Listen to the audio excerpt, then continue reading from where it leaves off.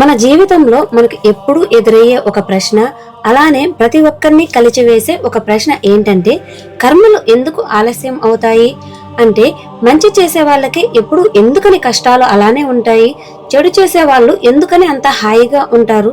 దేవుడు ఎందుకని వాళ్ళని శిక్షించడు? దేవుడు ఎవరైనా సరే చెడు పనులు చేసిన వెంటనే దేవుడు వాళ్ళని వాళ్ళు చేసిన తప్పులకి శిక్షిస్తే మరొకసారి అలాంటి తప్పులు చేయడానికి భయపడతారు కదా. మరి ఎందుకు కర్మ ఆలస్యం అవుతుంది? దేవుడు ఎందుకని అంత సమయం తీసుకుంటున్నాడు? కర్మలు ఎందుకు ఆలస్యం అవుతున్నాయి? ఇవన్నీ చూస్తూ ఉంటే పురాణాలలో చెప్పబడినవి కర్మ సిద్ధాంతం అవన్నీ నిజమే అంటారా? అయితే నిజమే అయితే కర్మలు జరిగిన వెంటనే వాటి ఫలితాలు కూడా విడుదల అవ్వాలి కదా. మరి ఎందుకని కర్మలు ఆలస్యం అవుతున్నాయి? దాని వెనుక ఏదైనా దైవరహస్యం ఉందని అంటారా? ఇక ఆలస్యం చేయకుండా ఈ కర్మ సిద్ధాంతం పైన ఉన్న అపోహల్ని, నిజాలని మన పురాణాలు ఏం చెప్తున్నాయో ఇప్పుడు ఈ వీడియోలో క్లియర్ గా తెలుసుకుందాం. వైకుంఠం దివ్య ప్రకాశంతో నిండిపోయిన సమయంలో అనంత శేషుడిపై విష్ణుమూర్తి పరమశాంతిగా విరాజిల్లుతూ విశ్రమిస్తున్నారు. ప్రక్కనే లక్ష్మీదేవి సౌమ్య చిరునవ్వుతో కూర్చున్నారు. అదే సమయంలో నారదుడు వైకుంఠంలోకి ప్రవేశించి విష్ణుమూర్తికి నమస్కరిస్తూ ఇలా అడిగారు, ప్రభు, నాకు ఒక సందేహం, దయచేసి తొలగించండి. అది ఏమిటి అంటే, ఈ సృష్టిలో ఒక విచిత్రమైన విషయం గమనిస్తున్నాను స్వామి. మంచి మనుషులు ఎన్నో కష్టాలు పడుతుంటే పాపకారులు మాత్రం సుఖంగా జీవిస్తూ ఉన్నట్లు కనిపిస్తున్నారు. ఎందుకు స్వామి మంచి చేసిన వారికి ఫలితం వెంటనే రాదు? చెడు చేసిన వారికి ఎందుకని శిక్ష ఆలస్యం అవుతుంది? ఒక మనిషి పాపం చేసిన వెంటనే శిక్షిస్తే వాళ్ళు తప్పు చేయడానికి భయపడతారు కదా. అప్పుడు అన్యాయం కూడా తగ్గిపోవచ్చు కదా స్వామి. ఇలా నారదుడు ఈ ప్రశ్న అడగగానే నిశ్శబ్దం వ్యాపించింది. అప్పుడు విష్ణువు స్వల్పంగా చిరునవ్వు నవ్వుతూ, నారద, నీ ప్రశ్న చిన్నది కాదు. ప్రతి యుగంలో ప్రతి మనిషి హృదయంలో పుడుతున్న సందేహం ఇదే. ఇదే కర్మను అర్థం చేసుకోవడంలో నిజమైన మర్మం. అందుకే జాగ్రత్తగా విను నారద. ఈ సృష్టిలో ప్రతి ఫలానికి తన సమయం ఉంటుంది. పాపానికి పుణ్యానికి కూడా నేను నిర్ణయించిన సమయం ఉంటుంది. వెంటనే ఫలితం ఇస్తే ఆత్మ పాఠం నేర్చుకోదు నారద. ఎలా అయితే విత్తనం నాటిన వెంటనే పండు రాదు కదా, అది నెమ్మదిగా పెరుగుతుంది, మారుతుంది, తన సమయాన్ని పూర్తి చేసుకుంటుంది. తర్వాత తన కాలం వచ్చినప్పుడు మాత్రమే పండును ఇస్తుంది. అలాగే కర్మ కూడా పండు దశను చేరే వరకు ఎదురు చూడాలి. అప్పుడు నారదుడు ఇలా అడుగుతారు, కాని ప్రభు, భూలోకంలో ఉన్న మనుషులకి ఆ దైవ సమయం కనిపించదు కదా. వాళ్ళ చూపులో ఆలస్యం అనేది అన్యాయంలా కనిపిస్తుంది.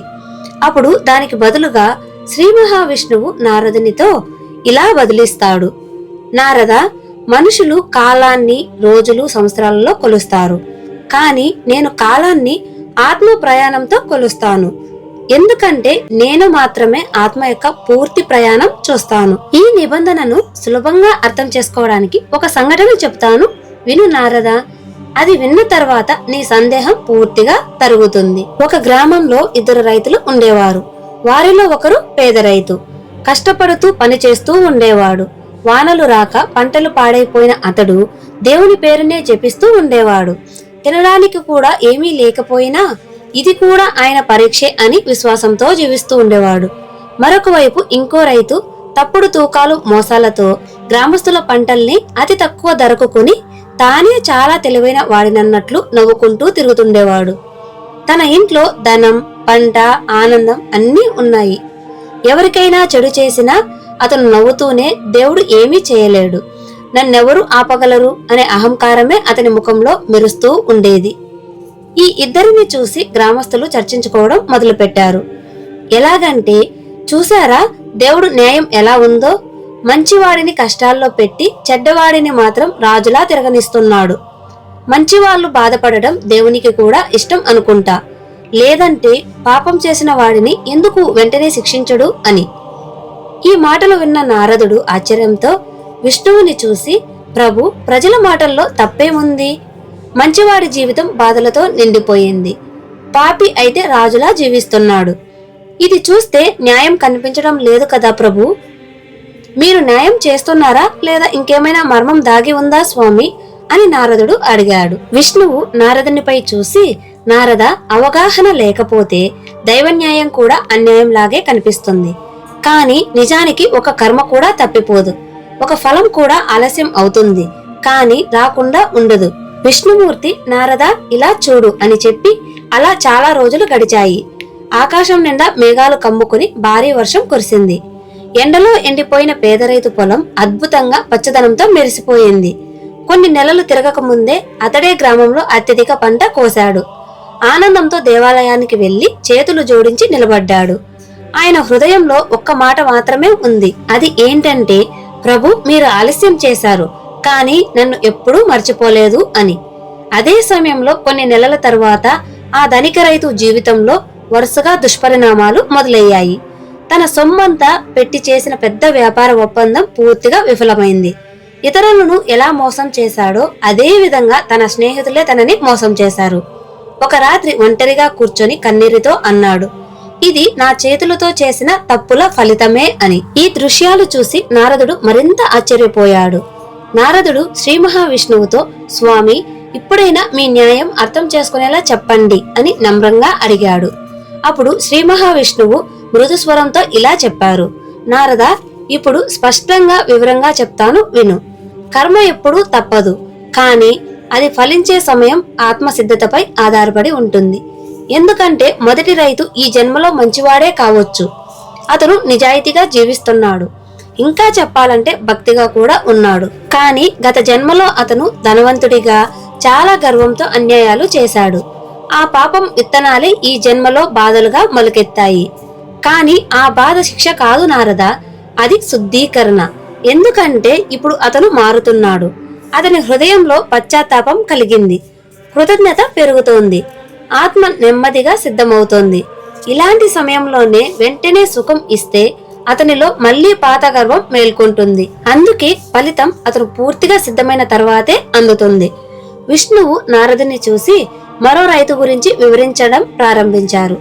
అలాగే రెండవ రైతు ఈ జన్మలో చెడుగా ప్రవర్తిస్తున్నాడు, మోసం చేస్తున్నాడు, ఇతరులను బాధ పెడుతున్నాడు. కానీ నారద, గత జన్మలో అతను చేసిన సేవలు, చేసిన మంచి పనులు అనేక మందికి మేలు చేశాయి. ఆ పుణ్యబలమే ఈ జన్మలో అతనికి సుఖంగా కనిపించే జీవితాన్ని, డబ్బు, ఆనందాన్ని ఇస్తోంది. కానీ అతను ఇదంతా చూసుకుని గర్వంగా ప్రవర్తిస్తున్నాడు. కానీ ఆ గత జన్మ పుణ్యం పూర్తయ్యే వరకు పాపం ఫలించడం ప్రారంభం కాదు. అదే కర్మధర్మం. ఇప్పుడు చూడు, నేను అతన్ని వెంటనే శిక్షిస్తే అతను భయంతో మారిపోయేవాడు. కానీ భయం ఇచ్చే మార్పు తాత్కాలికం. అయితే ఇప్పుడు తనకి వచ్చిన బాధల వల్ల అతను ఆలోచించడం ప్రారంభించాడు. ఎక్కడ తప్పు చేశాడో తెలుసుకుంటున్నాడు, అవగాహనతో మారుతున్నాడు. అలాంటి అవగాహనతో వచ్చే మార్పు శాశ్వతం అని అన్నాడు శ్రీ మహావిష్ణువు.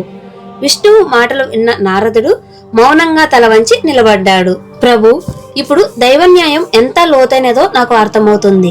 అంటే ప్రభు, ప్రజలకు మీరెందుకు ఆలస్యం చేస్తున్నట్లు కనిపిస్తారో చెప్పండి, అది కూడా మీ కరుణలో భాగమేనా అని నారదుడు నమ్రంగా అడిగాడు. దానికి బదులుగా శ్రీ మహావిష్ణువు, అవును నారద, నేను ఎప్పుడూ ఆలస్యం చేయను. నేను చేసే ప్రతి పని ఖచ్చిత సమయానికే జరుగుతుంది. ఎందుకంటే ప్రతి కర్మకు ఒక సరైన సమయం ఉంటుంది. మనుషుల దృష్టికి అది ఆలస్యంలా కనిపిస్తుంది, కానీ అది నా దృష్టిలో సమయ సమన్వయం. అది ఆలస్యం కాదు. కాబట్టి నారద, కర్మఫలాలు ఆలస్యం అవడానికి కొన్ని ముఖ్యమైన కారణాలు ఉన్నాయి. అవి ఏంటంటే, ఆత్మ సిద్ధం కాకపోవడం. అంటే ఆత్మ ఇంకా పక్వత చెందకపోతే నేను ఫలం ఇవ్వలేను. ఎందుకంటే సుఖం వచ్చినా శిక్ష వచ్చినా ఆత్మ మార్పు స్వీకరించే స్థితిలో లేకపోతే అది వృధా అవుతుంది. ఎందుకంటే సుఖం త్వరగా వస్తే అది అహంకారంగా మారుతుంది, బాధ త్వరగా వస్తే అది తిరుగుబాటుగా మారుతుంది. అందుకే ఆత్మను మొదటిగా అర్థం చేసుకునే స్థితికి తీసుకుని రావాలి. అనుభవం నుంచి మార్పు రాకపోతే అది ప్రయోజనం లేనిదే అవుతుంది. అందుకే ముందుగా బోధ అవసరం, తర్వాతే ఫలితం.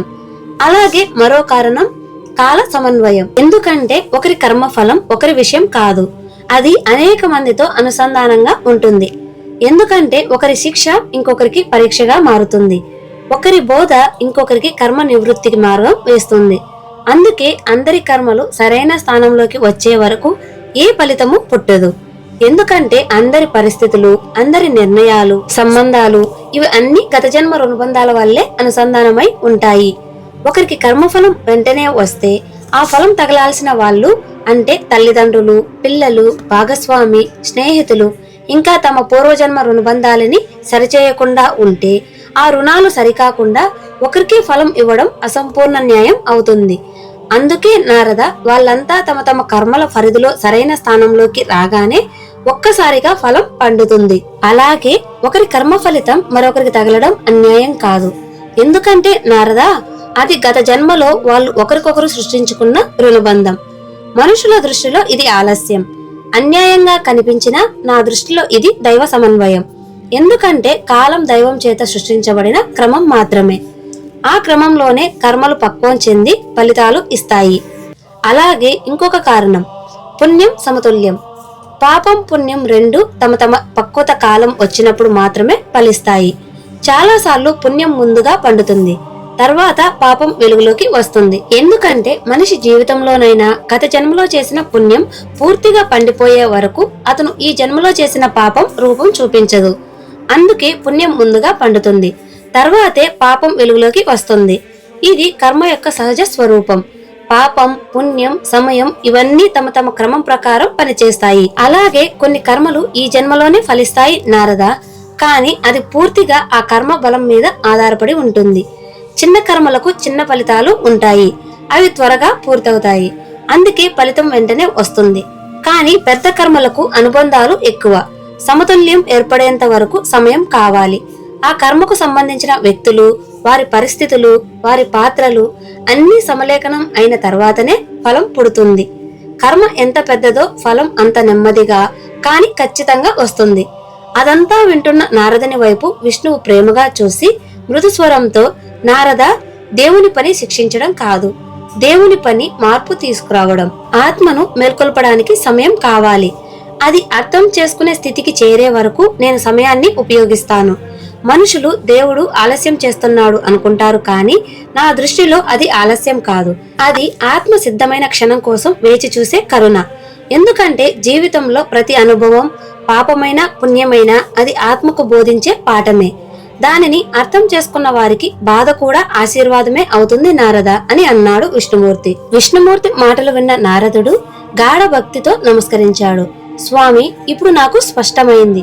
మీరు ఆలస్యం చేస్తున్నట్లు అనిపించినా మీరు మమ్మల్ని ఎప్పుడూ మర్చిపోరు. అతని మాటలతో వైకుంఠం మొత్తం ఓ పవిత్ర నిశ్శబ్దంతో నిండిపోయింది. కాని అది బోధతో నిండిన నిశ్శబ్దం. అలా ఆ దివ్య సంభాషణ మౌనంగా ముగిసింది. మనం కూడా ఈ సత్యాన్ని ఎల్లప్పుడూ గుర్తుంచుకోవాలి. దైవ న్యాయం ఎప్పుడూ మౌనంగా పనిచేస్తుంది. అది మనుషుల గడియారాన్ని కాదు, ఆత్మ గడియారాన్ని అనుసరిస్తుంది. శిక్షించడం దేవుని ధర్మం కాదు, ఆత్మను శుద్ధి చేయడం, ఆత్మను మేల్కొల్పడమే ఆయన నిజమైన కార్యం. ఈ శుద్ధిలోనే ఆయన అసలు కరుణ దాగి ఉంటుంది. ఇలాంటి ఆధ్యాత్మిక స్ఫూర్తిదాయక విషయాల కోసం మా ఛానల్ ని సబ్స్క్రైబ్ చేసుకోండి. ఈ వీడియో కనుక మీకు నచ్చినట్లయితే లైక్ చేసి షేర్ చేసి మీ ఫ్రెండ్స్ కి, ఫ్యామిలీ మెంబర్స్ కి కూడా షేర్ చేయండి. అలాగే మీ అభిప్రాయాన్ని కామెంట్ రూపంలో తెలియచేయండి. సబ్స్క్రైబ్ చేసుకున్న వాళ్ళు బెల్ ఐకాన్ ని ఆన్ లో పెట్టుకోవడం మాత్రం మర్చిపోవద్దండి. ఎందుకంటే మనం ఇలాంటి ఎన్నో మరిన్ని ఇన్ఫర్మేటివ్ వీడియోస్ పోస్ట్ చేసిన వెంటనే మీ వరకు చేరాలి అంటే నోటిఫికేషన్స్ ని ఆన్ లో పెట్టుకుని సబ్స్క్రైబ్ చేసుకున్నారు అంటే మేము ఏదైనా వీడియో పోస్ట్ చేసిన వెంటనే మీ వరకు తొందరగా రీచ్ అవుతుంది. మీరు ఇలానే ఎప్పుడు మీ సపోర్ట్ ని ఇలా మాపై చూపిస్తూ ఉంటారని ఆశిస్తూ థ్యాంక్ యూ ఫర్ వాచింగ్.